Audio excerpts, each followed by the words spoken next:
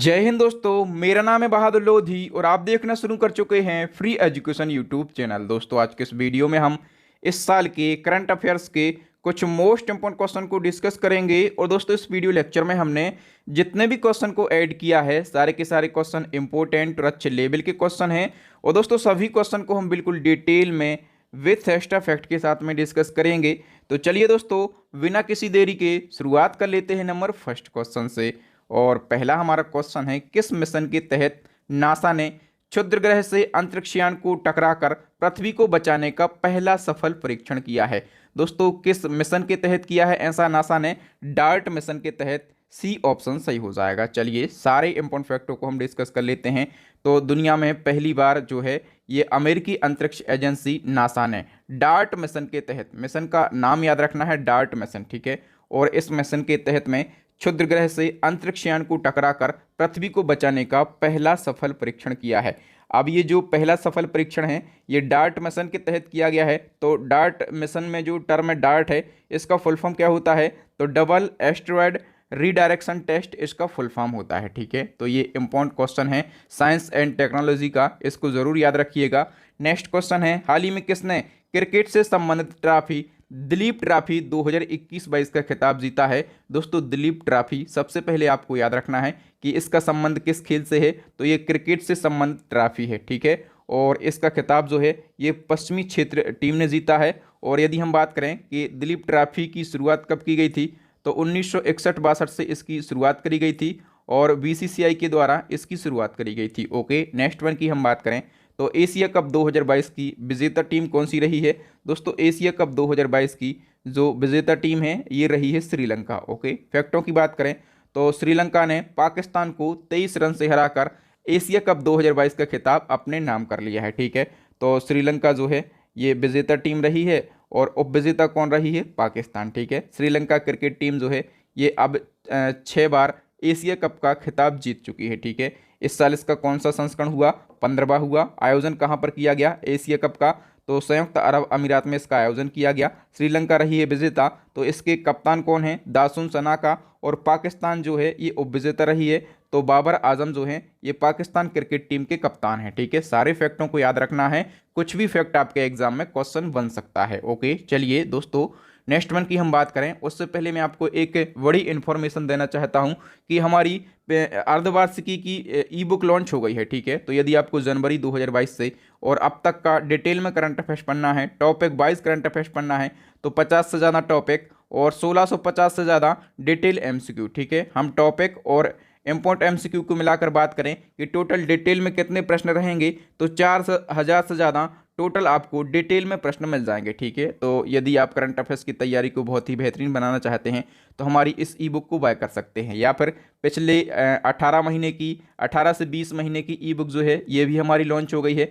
तो यदि आप पिछले 1.5 से 2 वर्षों की ई बुक को बाय करना चाहते हैं तो ये वाली ई बुक को बाय करें। अदरवाइज आप हाफ ईयरली ई बुक को बाय करना चाहते हैं तो इस ई बुक को बाय कर लें, ठीक है। मैं गारंटी से बोलता हूं दोस्तों कि इस प्रकार की ई बुक पूरी यूट्यूब पर आपको कहीं नहीं मिलेगी। ओके, और दोनों ई बुक का लिंक आपको इसी वीडियो के डिस्क्रिप्शन में मिल जाएगा। चलिए तो नेक्स्ट क्वेश्चन की हम बात करें, झूलन गोस्वामी ने अंतर्राष्ट्रीय क्रिकेट से संन्यास ले लिया है, ठीक है।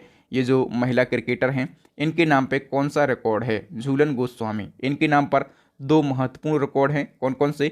एक तो ये इंटरनेशनल मैच में सर्वाधिक विकेट लेने वाली महिला क्रिकेटर हैं और ये वनडे वर्ल्ड कप में सर्वाधिक विकेट लेने वाली महिला क्रिकेटर हैं, ठीक है। तो 2 रिकॉर्ड इनके पास में है। सी ऑप्शन करेक्ट हो जाएगा। और जो झूलन गोस्वामी हैं इनका संबंध किस राज्य से है? तो इनका संबंध जो है ये पश्चिम बंगाल राज्य से है। तो इसी क्रम में एक और क्वेश्चन आपके एग्जाम में पूछा जाएगा कि क्रिकेटर झूलन गोस्वामी के नाम पर किस क्रिकेट स्टेडियम के एक स्टैंड का नाम रखने का ऐलान हुआ है? दोस्तों मैं आपको बता दूं कि एक ईडन गार्डन क्रिकेट स्टेडियम है और ये क्रिकेट स्टेडियम कहाँ पर है? कोलकाता में, ठीक है। और इसी क्रिकेट स्टेडियम में एक स्टैंड है, ठीक है। तो इस स्टैंड का नाम जो है ये झूलन गोस्वामी के नाम पर रखने की घोषणा करी गई है, ठीक है। और इसकी घोषणा किसने करी है? तो बंगाल क्रिकेट संघ के अध्यक्ष हैं अभिषेक डालमिया, इन्होंने इसकी घोषणा करी है, ठीक है। याद रखना इन सभी बातों को। नेक्स्ट हमारा क्वेश्चन है, हाल ही में किसे इंडियन न्यूज़पेपर सोसाइटी का अध्यक्ष चुना गया है? दोस्तों इंडियन न्यूज़पेपर सोसाइटी, और इसका जो नया चेयरमैन है ये किसको बनाया गया है? के राजा प्रसाद सेड्डी को बनाया गया है, ठीक है। तो इस क्वेश्चन का ए ऑप्शन सही हो जाएगा। हम बात करें कि इंडियन न्यूज़पेपर सोसाइटी की स्थापना कब की गई थी, 1939 में, और इसका जो हेडक्वार्टर है ये न्यू दिल्ली के अंदर स्थित है। नेक्स्ट वन की हम बात करें तो राज्यों के पर्यावरण मंत्रियों का राष्ट्रीय सम्मेलन गुजरात के किस शहर में आयोजित हुआ है, जिसका उद्घाटन पीएम नरेंद्र मोदी ने किया। सबसे पहले आपको याद रखना है कि राज्यों के पर्यावरण मंत्रियों का जो राष्ट्रीय सम्मेलन है ये किस राज्य में हुआ है, गुजरात में। ओके, और गुजरात के किस शहर में, तो गुजरात के एकता नगर में इसका आयोजन हुआ है। और इसका उद्घाटन किसने किया है, तो पीएम नरेंद्र मोदी जी ने इसका उद्घाटन किया है। ओके, और वर्चुअली इसका उद्घाटन किया गया है। ठीक है, आयोजन कब हुआ, तो 23 और 24 सितंबर। ठीक है, 23 और 24 सितंबर को इसका आयोजन किया गया है। ठीक है, याद रखना इस क्वेश्चन को। नेक्स्ट क्वेश्चन है, हाल ही में किस कंपनी ने मून लाइटिंग के आरोप में अपने 300 कर्मचारियों को नौकरी से निकाला है। दोस्तों ये खबर जो है ये काफ़ी ज़्यादा चर्चाओं का विषय रही है। सबसे पहले यहाँ पर टर्म लिखा है कि मून लाइटिंग के आरोप में, ये क्या होता है, तो जो टर्म है मून लाइटिंग इसको हम समझ लेते हैं। इसका मतलब ये होता है कि स्थायी नौकरी के अलावा अन्य किसी कंपनी में नौकरी करना। ठीक है, और इसको क्या कहा गया है, मून लाइटिंग इसको नाम दिया गया। ठीक है, और मून लाइटिंग के आरोप में 300 कर्मचारियों को, यानी कि 300 कर्मचारी ऐसे थे जो कि अपनी कंपनी में तो काम कर ही रहे थे, इसके अलावा ये गैर कानूनी तरीके से दूसरी कंपनी में भी काम कर रहे थे। ठीक है, तो विप्रो कंपनी के ये कर्मचारी थे और ऐसे कर्मचारियों को विप्रो कंपनी ने नौकरी से बाहर निकाल दिया है। ठीक है, हम बात करेंगे विप्रो कंपनी की, तो ये भारत की तीसरी सबसे बड़ी आईटी कंपनी है। ओके, और इसकी स्थापना जो है ये कब करी गई थी, 1945 में, और इसका जो हेडक्वार्टर है ये बेंगलुरु में स्थित है। कहाँ पर, बेंगलुरु में इसका हेडक्वार्टर स्थित है। चलिए नेक्स्ट वन की हम बात करें, और नेक्स्ट क्वेश्चन भी मोस्ट इंपॉर्टेंट क्वेश्चन है। कह रहा कि मौसम वैज्ञानिक वर्नोड डुबुरक का हाल ही में निधन हो गया है। इनकी विकसित की हुई डुबुरक तकनीक का उपयोग किस बात का अनुमान लगाने में किया जाता था। तो इन्होंने जो डुबुरक तकनीक विकसित करी थी इसके माध्यम से जो है समुद्री तूफान की तीव्रता का अनुमान लगाया जाता था। ए ऑप्शन सही हो जाएगा। ठीक है, इसके बारे में हम सभी इंपॉर्टेंट फैक्टों को डिस्कस कर लेते हैं। तो ये जो मौसम वैज्ञानिक हैं ये किस देश के थे, तो ये अमेरिका के प्रसिद्ध मौसम वैज्ञानिक थे। नाम क्या था, बर्नोड डुबुरक। ठीक है, और 20 सितंबर 2022 को 100 साल की उम्र में इनका निधन हो गया है। इन्होंने एक जो तकनीक विकसित करी थी डुबुरक तकनीक, इसका उपयोग समुद्री तूफान की तीव्रता का अनुमान लगाने में किया जाता था। ठीक है, और इस तकनीक को इन्होंने कब डेवलप किया, कुछ भी क्वेश्चन बन सकता है। ये जो तकनीक है ये कब डेवलप करी गई, 1973 में। 1973 से लेकर अब तक इस तकनीक को कई बार अपग्रेड किया गया, और अभी रिसेंटली ही इस तकनीक को अपडेट किया गया मई 2022 में। ठीक है, और इसको एक सॉफ्टवेयर में अपडेट होने के बाद में इस तकनीक का नाम जो है ये एडवांस डुबुरक तकनीक नाम दिया गया है, यानी कि ADT इसका नाम दिया गया है। ठीक है, तो दोस्तों यहाँ से कुछ भी क्वेश्चन आपके एग्जाम में बन सकता है, और आपको इसी प्रकार से पढ़ना है ताकि आपका कॉन्सेप्ट क्लियर हो सके। और आपका कॉन्सेप्ट जब तक क्लियर नहीं होगा तब तक आपका एग्जाम भी क्लियर नहीं होगा। ठीक है, कॉन्सेप्ट क्लियर कराता है फ्री एजुकेशन यूट्यूब चैनल। हमारी यही क्वालिटी है कि हम कंटेंट कम लाते हैं लेकिन मज़ेदार और दमदार कंटेंट लाते हैं और बहुत ही अच्छे से उसको समझाने का प्रयास करते हैं। नेक्स्ट क्वेश्चन है, अंतर्राष्ट्रीय बेटी दिवस यानी कि इंटरनेशनल डॉटर डे कब मनाया जाता है। तो दोस्तों अंतर्राष्ट्रीय बेटी दिवस जो है ये सितंबर महीने के आखिरी रविवार को मनाया जाता है। तो इस साल सितंबर महीने का जो आखिरी रविवार है ये कब हुआ है, ये हुआ है 25 सितंबर को। ठीक है, तो इस साल 25 सितंबर को अंतर्राष्ट्रीय बेटी दिवस मनाया गया। और पहली बार अंतर्राष्ट्रीय बेटी दिवस जो है ये कब मनाया गया था, तो 11 अक्टूबर 2012 को पहली बार अंतर्राष्ट्रीय बेटी दिवस मनाया गया था। नेक्स्ट क्वेश्चन है, विश्व पर्यटन दिवस कब मनाया जाता है, यानी कि वर्ल्ड टूरिज्म डे, और ये हर साल दोस्तों 27 सितंबर को मनाया जाता है। ठीक है, 27 सितंबर को ये मनाया जाता है। और 2022 में हम बात करें कि इसकी थीम क्या रही है, तो रीथिंकिंग टूरिज्म यानी कि पर्यटन पर पुनर्विचार करना इसकी थीम रही है। थीम आपको ज़रूर याद रखना है, यहाँ से क्वेश्चन आपके एग्जाम में पूछ लिए जाते हैं। नेक्स्ट क्वेश्चन है, सितंबर 2022 को किस राज्य ने बेटियों की सुरक्षा के लिए हमार बेटी हमार मान अभियान की शुरुआत करी है। तो हमार बेटी हमार मान अभियान इसकी शुरुआत किस राज्य ने करी है, छत्तीसगढ़ राज्य ने करी है। ठीक है, इसका उद्देश्य क्या है, तो जो स्कूल और कॉलेज में पढ़ने वाली बच्चियां हैं, ठीक है, उनको सबसे पहले तो बैड टच और गुड टच, ठीक है, इसके बारे में बताना कि बैड टच क्या होता है, गुड टच क्या होता है, और साइबर क्राइम और यौन शोषण से जो अपराध होते हैं उनके बारे में बेटियों को जागरूक करना हमार बेटी हमार मान अभियान का प्रमुख उद्देश्य है। नेक्स्ट वन की हम बात करें तो केंद्र सरकार ने आईसीएमआर का महानिदेशक और स्वास्थ्य अनुसंधान विभाग का सचिव किसको बनाया है? दोस्तों आईसीएमआर का महानिदेशक यानी कि डीजी और स्वास्थ्य अनुसंधान विभाग का सचिव जो है ये डॉक्टर राजू बहल के लिए बनाया गया है। बी ऑप्शन सही हो जाएगा। हम बात करें कि डॉक्टर राजू बहल ने किसको रिप्लेस किया है? दोस्तों इन्होंने बलराम भार्गव का स्थान लिया है। किसका? इन्होंने बलराम भार्गव का स्थान लिया है। ओके, और यहाँ पर आईसीएमआर लिखा हुआ है, इसका फुल फॉर्म क्या होता है? तो Indian council of medical research इसका फुल फॉर्म होता है। इसकी स्थापना 1911 में करी गई थी और जो इसका हेडक्वार्टर है ये न्यू दिल्ली के अंदर स्थित है। चलिए नेक्स्ट वन की बात करें तो केंद्र सरकार ने अभी हाल ही में दिल्ली एम्स का नया निदेशक किसे बनाया गया है? तो दिल्ली एम्स के जो न्यू डायरेक्टर हैं ये डॉक्टर एम श्रीनिवास बन गए हैं। कौन? डॉक्टर एम श्रीनिवास जो हैं ये दिल्ली एम्स के न्यू डायरेक्टर बन गए हैं। नेक्स्ट क्वेश्चन है, हाल ही में जानी मानी शख्सियत हिलेरी मेंटल का निधन हुआ है, वह कौन थी? दोस्तों हिलेरी मेंटल, इनके बारे में याद रखना है, ये प्रसिद्ध लेखिका थी। ओके, हम बात करें डिटेल की तो 2 बार ये बुकर पुरस्कार से सम्मानित हो चुकी हैं, ठीक है, और 2 बार बुकर पुरस्कार से सम्मानित होने वाली ये पहली महिला लेखिका हैं, ठीक है। और इनका नाम क्या है? हिलेरी मेंटल, और ये किस देश की हैं? इंग्लैंड की, और 17 वर्ष की आयु में 22 सितंबर 2022 को लंदन में इनका निधन हुआ है। ये 2 बार बुकर प्राइज जीतने वाली पहली महिला लेखिका हैं। पहली बार इनको बुकर प्राइज 2009 में दिया गया था और वुल्फ हॉल उपन्यास के लिए। दूसरी बार इनको बुकर प्राइज 2012 में दिया गया था ब्रिंग अप द बॉडीज उपन्यास के लिए, ठीक है। नेक्स्ट वन की हम बात करें और नेक्स्ट हमारा क्वेश्चन है कि हॉकी इंडिया का नया अध्यक्ष किसको चुना गया? दोस्तों हॉकी इंडिया के जो न्यू चेयरमैन हैं ये दिलीप तिर्की बन गए हैं। कौन बन गए हैं? दिलीप तिर्की। और हम बात करें हॉकी इंडिया की तो 2009 में इसकी स्थापना हुई थी और न्यू दिल्ली के अंदर इसका हेडक्वार्टर स्थित है। दिलीप तिर्की इसके नए अध्यक्ष बन गए हैं। ये क्वेश्चन पूछा जाता है और इसी क्रम में एक और क्वेश्चन आपके एग्जाम में बन सकता है कि वर्तमान में अंतर्राष्ट्रीय हॉकी महासंघ का अध्यक्ष कौन है? दोस्तों अंतर्राष्ट्रीय हॉकी महासंघ के प्रेजेंट टाइम पे जो चेयरमैन हैं ये हैं सैफ अहमद, ठीक है। और हम बात करें कि सैफ अहमद जो हैं ये किस देश के हैं? तो ये हैं मिस्र के, ठीक है। और अभी हाल ही में, ठीक है, इनको रिसेंटली ही अंतर्राष्ट्रीय हॉकी महासंघ का कार्यवाहक अध्यक्ष बनाया गया है।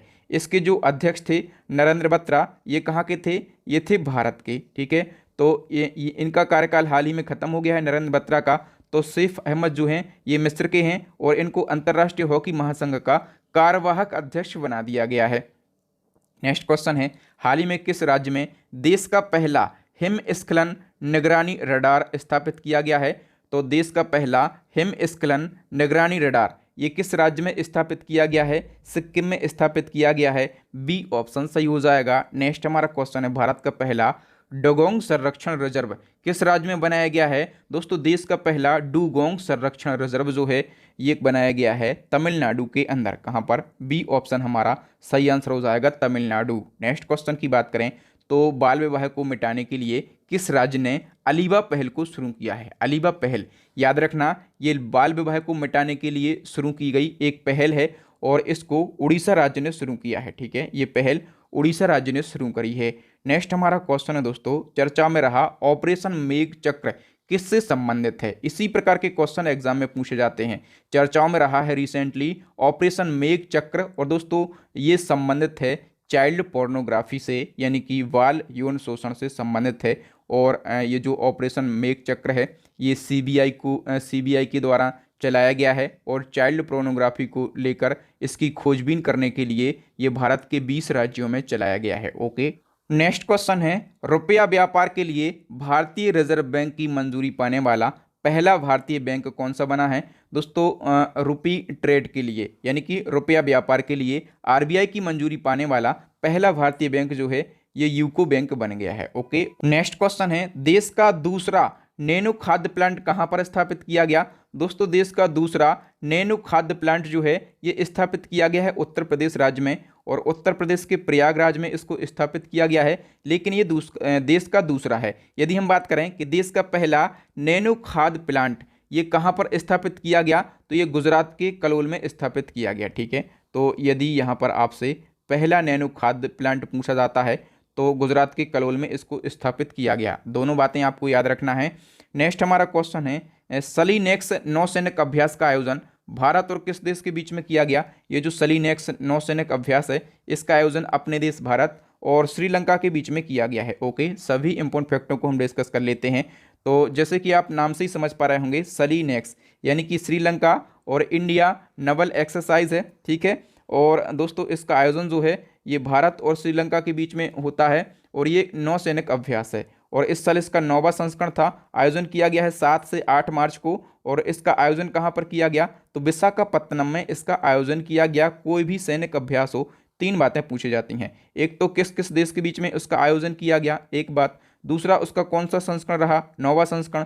तीसरा उसका आयोजन स्थल कौन सा रहा है, तो विशाखापत्तनम, ठीक है। ये सारी बातें आपको याद रखना है। इन्हीं 3 फैक्टों में से एक क्वेश्चन आपके एग्जाम में बन जाएगा। नेक्स्ट क्वेश्चन है, ये भी काफी अच्छा क्वेश्चन है। कह रहा है कि किस पीठ के शंकराचार्य स्वरूपानंद सरस्वती का 11 सितंबर 2022 को निधन हो गया है? तो स्वरूपानंद सरस्वती जी जो हैं ये द्वारका पीठ और ज्योतिष पीठ दोनों पीठों के ये कौन थे? शंकराचार्य थे, ठीक है।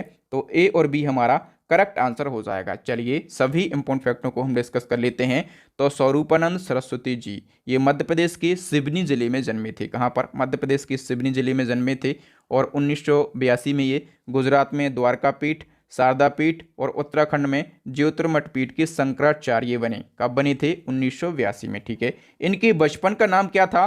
पोथीराम इनके बचपन का नाम था और मध्य प्रदेश के नरसिंहपुर जिले में 99 वर्ष की आयु में और सितंबर 2022 को इनका निधन हो गया है, ठीक है। इनको 1981 में शंकराचार्य की उपाधि दी गई थी, ठीक है। तो इनके बारे में ये 4-5 बातें हैं, ये सारी बातें आपको याद रखना है। और दोस्तों यहाँ पर हमने 25 क्वेश्चन को डिस्कस किया है। सभी क्वेश्चन को बिल्कुल आसान भाषा में और सभी क्वेश्चन को डिटेल में समझने का हमने प्रयास किया। दोस्तों आपको वीडियो कैसा लगा कमेंट सेक्शन में जरूर बताएं। और दोस्तों इसी प्रकार से यदि आपको पूरे साल का करंट अफेयर्स पढ़ना है, बिल्कुल डिटेल में टॉपिक वाइज करंट अफेयर्स पढ़ना है, करंट अफेयर्स के बहुत सारे इंपॉर्टेंट क्वेश्चन पढ़ना है जो कि आपके एग्जाम में आएंगे, तो हमारी ई बुक को जरूर बाय कर लें, ठीक है। जनवरी 2022 से और अभी तक की अपडेट ई बुक को आप डाउनलोड करना चाहते हैं, ठीक है। सभी टॉपिक मिलेंगे और सभी इंपॉर्टेंट क्वेश्चन मिलेंगे। पिछले 2 वर्षों की ई बुक यदि आपको बाय करना है तो हमारी ये वाली ई बुक बाय कर लें। इसी साल की ई बुक बाय करना है तो ये वाली ई बुक बाय कर लें। और दोनों ई बुक का लिंक कहां पर मिलेगा? वीडियो के डिस्क्रिप्शन में। पेमेंट कैसे करना है समझ में नहीं आ रहा है तो वीडियो के डिस्क्रिप्शन में आपको नंबर मिलेगा, उसी नंबर पे आप फोन पे या फिर पेटीएम से केवल 59 रुपीज़ पे करेंगे, आपको तुरंत व्हाट्सएप पर 1 मिनट के अंदर ये ई बुक सेंड कर दी जाएगी। कितनी हमने आसान प्रक्रिया बना दी है। जिनको नहीं पता कैसे पे करना है तो डिस्क्रिप्शन में नंबर मिलेगा, वहां पर आपको फोन पे या फिर पेटीएम से पे कर देना है। ओके, अब नेक्स्ट एंड लास्ट क्वेश्चन है आपके लिए, चैलेंजिंग क्वेश्चन है। ये क्वेश्चन हम अपने प्रीवियस वीडियो से पूछते हैं। कह रहा है कि केंद्र सरकार ने किस उद्देश्य से पीएम प्रणाम योजना तैयार करी है, ठीक है। यदि आप चाहें, आपने हमारा पुराना वीडियो देखा है तो इस योजना के बारे में डिटेल भी लिख सकते हैं। ओके, तो थैंक यू दोस्तों, वीडियो देखने के लिए बहुत बहुत धन्यवाद। वीडियो कैसा लगा कमेंट सेक्शन में कमेंट करके जरूर बताएं। अच्छा लगा हो वीडियो तो वीडियो को लाइक करें और करंट अफेयर्स के क्वेश्चन की क्विज लगाने के लिए हमारे टेलीग्राम ग्रुप को जरूर ज्वाइन कर लें, ठीक है। टेलीग्राम ग्रुप की लिंक आपको आई बटन में मिल जाएगी। वीडियो को लाइक करें, अपने भाई बहन और दोस्तों के साथ भी इस वीडियो को शेयर कर दें ताकि वो भी इसका फायदा उठा सकें। न्यू छात्रों से कहूंगा कि भैया चैनल को सब्सक्राइब कर लो, साथ में बेल आइकन दबा लो यदि आपको टाइम टू टाइम और सबसे पहले नोटिफिकेशन पाना है तो। साथ में यदि आप चाहते हैं कि इसी प्रकार के इंपॉर्टेंट वीडियो हमें देखना है तो आप हमारी प्लेलिस्ट को विजिट करें। प्लेलिस्ट की लिंक आई बटन में मिलेगी या फिर नीचे डिस्क्रिप्शन में मिलेगी या फिर अभी आपको स्क्रीन के ऊपर 3 वेरी यूजफुल वीडियो दिख रहे होंगे, इन वीडियोस को जरूर देख लें। तो थैंक यू दोस्तों, राम राम दुआ सलाम, मिलते हैं नेक्स्ट वीडियो में। तब तक के लिए जय हिंद, जय भारत, वंदे मातरम।